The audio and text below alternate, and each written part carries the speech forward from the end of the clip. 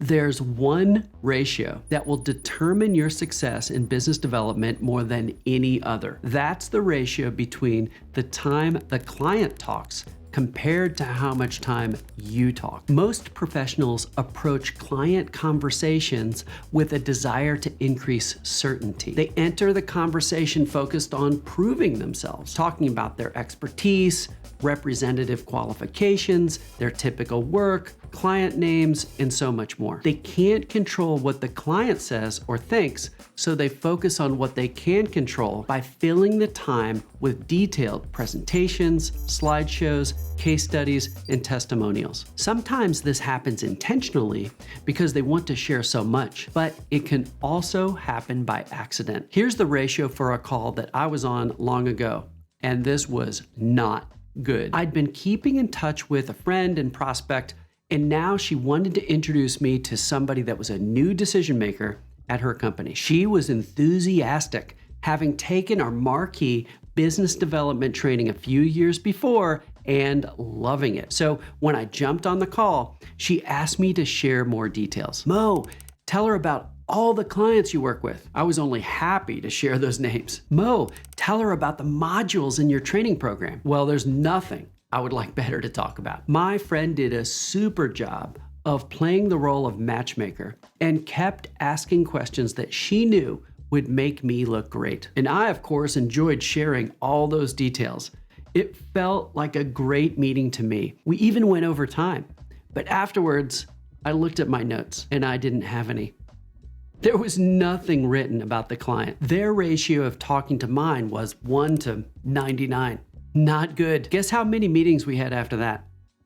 0. I'll never forget that lesson. When I was asked to talk about myself, I should have given a 30-second overview of what we do and turn the focus back on the client's priorities. Instead, I didn't ask anything.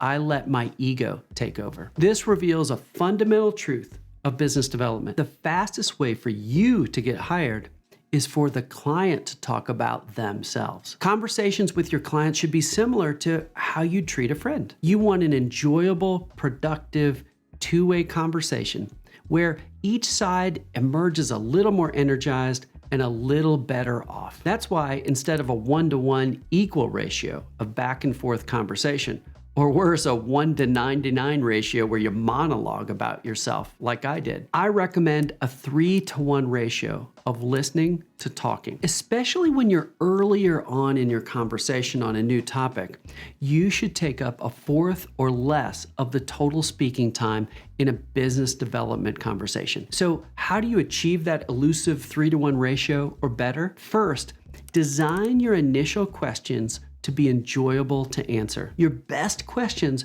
are going to make it clear you want someone's personal perspective on something. That's what'll get their pleasure center firing and give them a high. It's what happened to me in my own disastrous meeting. My friend asked me questions about myself, which were delightful for me to answer. My pleasure center was firing, but I'm sure now my monologue came across as self-centered and selfish. I should have taken the same approach and redirected it to the client so that they got to have all the fun. When the client enjoys answering your questions, you'll be able to fall in love with their problem and learn what you need to help them succeed. For example, here's a script from my book, Give to Grow. Hey, Katrina, this economy is crazy and everyone has an opinion on what's happening. You have a unique perspective being CFO of a multinational retailer. What's your take on where things are headed? In the script, you ask for something only the prospect knows, their expert point of view. Clients can talk for 5 or 10 minutes straight on something they're expert of. You'll learn what they care about. And as a bonus, they'll be more comfortable openly sharing their curiosities and questions since they'll be coming from a position of strength. The second way to superpower your questions is through 3 magic follow-up words. Tell me more. This phrase, or more specific variations of it, like, what are you seeing that makes you think that, is so important, as often your client will want to share more, but will stop to gauge interest or avoid taking up too much of the conversation. You're giving them permission to continue. And not just permission, but enthusiasm. You're actively interested in hearing more about their perspective. This follow-up is as important as the first question,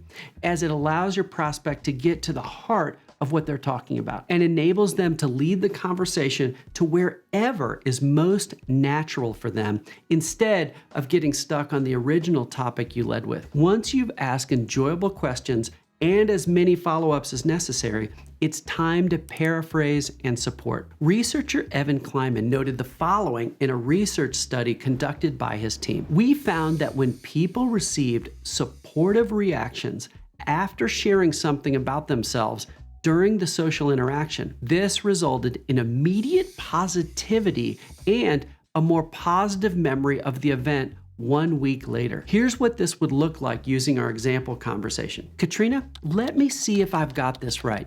You think this recession is going to last a lot longer than everyone else, which is going to put pressure on your cost structure.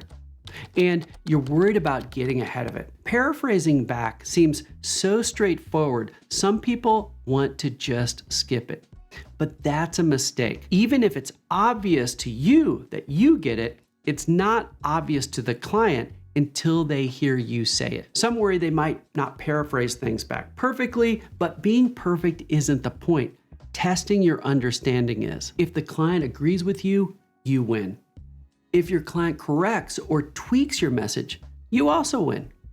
That's because you get even more clarity on what they need. Imagine a client meeting where they passionately talk 75% of the time. They're in a flow state. They're engaged. They love the conversation and they love you. Then when it does come time for you to talk, you'll share your expertise with precision. Every word will work because you're hanging what you share using their priorities in their words. And in the end, the client will be open to the next steps you recommend because you clearly understand their situation and your recommendations will be aligned with what would be the most helpful. Great questions are just a small piece of winning the business. There's plenty of strategies to master to win the work with the clients you want. To learn more, click here to watch the next video in the series on my book, Give to Grow.